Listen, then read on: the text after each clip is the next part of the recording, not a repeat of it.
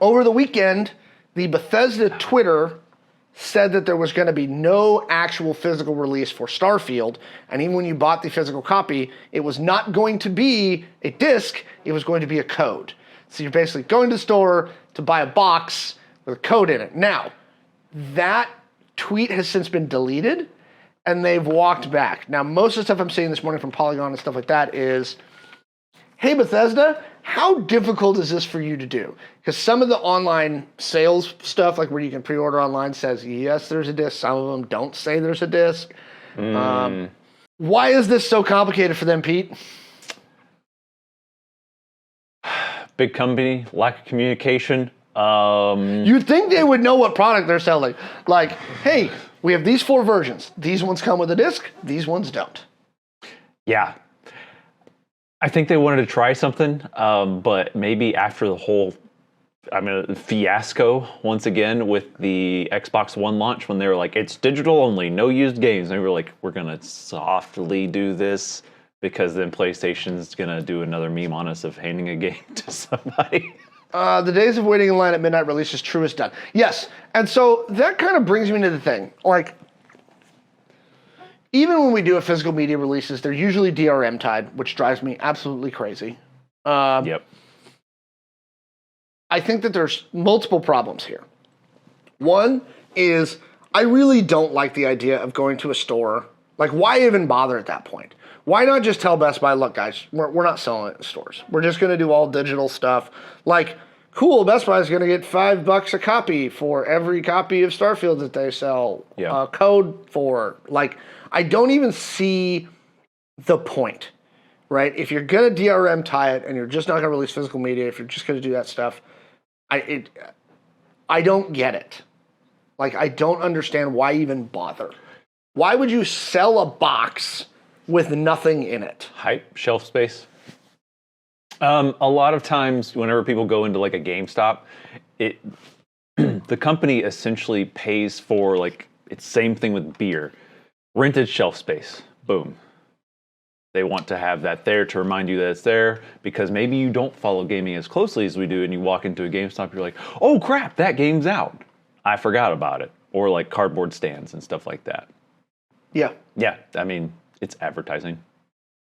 But an empty box, and I have some thoughts about this if we want to go into it. Yeah, let's go in, because like somebody in the chat saying this is going to end up killing used games. And that's my other thing too. Yeah.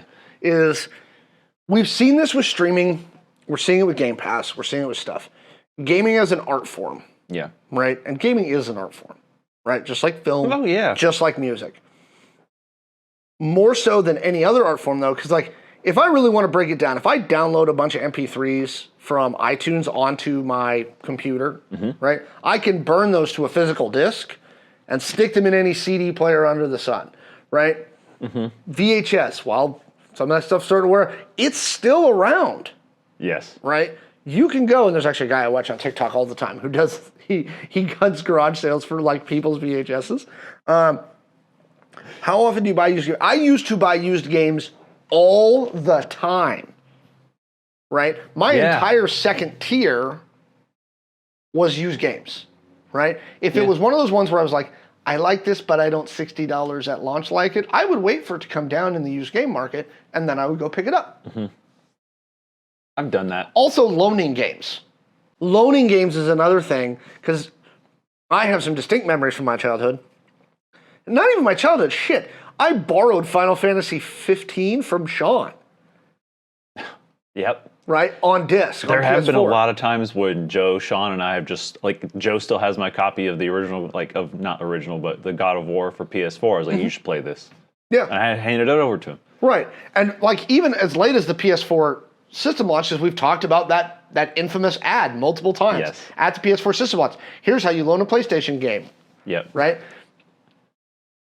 I don't like it. It just bugs me. And okay, so I'm going to go on some personal experience here and Go. sort of my aggravation with where the weird intersection we're at in the U.S. and some other parts of the world. 2 points. Data caps still exist. Yes. So you're going to make me download 100, 150 gig game. If you're lucky. Yep, if I'm lucky. And then there's an argument for that. Well, even if you have the disc, there's the day one update, and really the disc is just a code to download it off the internet. Okay.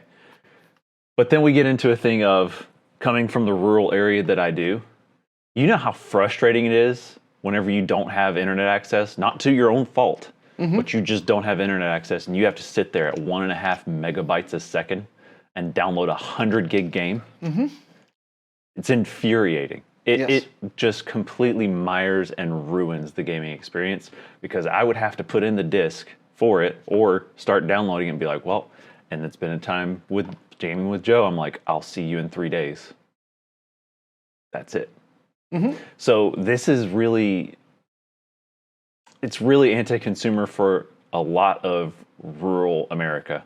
And I know we're like, well, just get better internet. It does not exist. work that way. Oh, yeah. No, anytime anybody argues that, like, just put better internet in rural areas. Yeah, no. Are what drives me nuts about those people is they are usually the people who are also arguing against municipal broadband. Yeah. Right? The same people who will be like, well, they just need better internet in rural areas are the same people who will fight you on municipal broadband. Yep. And it's funny too, because of the lack of access to things, like I'm not kidding when I say this. Going into town or going to the store was an actual phrase growing up. So, and it's gotten a little better as I've gotten older, that area. But I would have to pick and choose what games I got, because we have disposable income here with the cost of living and wages and everything like that. A $70 game in the Midwest and in the Southeast is a far bigger chunk of money than it is much out bigger here. luxury. So you're kind of doing yourselves a disservice for your fan base, because that somebody looking forward to Starfield for 2 years, they'll spend $70 on your game, and that will be their game for 6 months, a year. They will stand that game. But this kind of makes a barrier for them. And they might just be like, well, never mind. Why? So that's my thought. I feel like I need to advocate for people in rural areas quite a bit the more I see decisions like this, and it just sucks. Well, and again, on top of that, I don't love the precedent that we've been setting, in that games are essentially a long-term lease now, right? I can't buy a fucking game anymore, right? Because when I buy a game, I'm not buying the game, because here's the thing: if I buy it from Steam, Valve could shut Steam down tomorrow.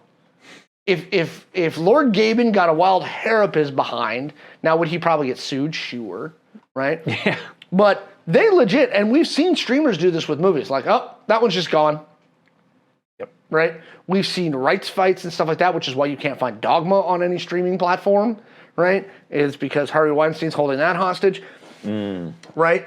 And so not only is this game a semi-exclusive in that it's only coming to Xbox and PC, right? Which is also one of the reasons I'm not surprised it's not getting a thing, because the Xbox and PC are much less likely to release a physical edition than PlayStation is. Yeah. Right? Because PlayStation doesn't make consoles without disc players. Well, they all have a version of it. Yep. So, and I also don't like the fact that, again, so actually this is the one that used to get me too. Deployed soldiers. Right? When I was deployed last time, I had an Xbox 360, but it was not required to be connected to the internet. And quite frankly, the internet connection that I had was like that one. It's like, gonna be getting 1 meg down if I'm lucky, right?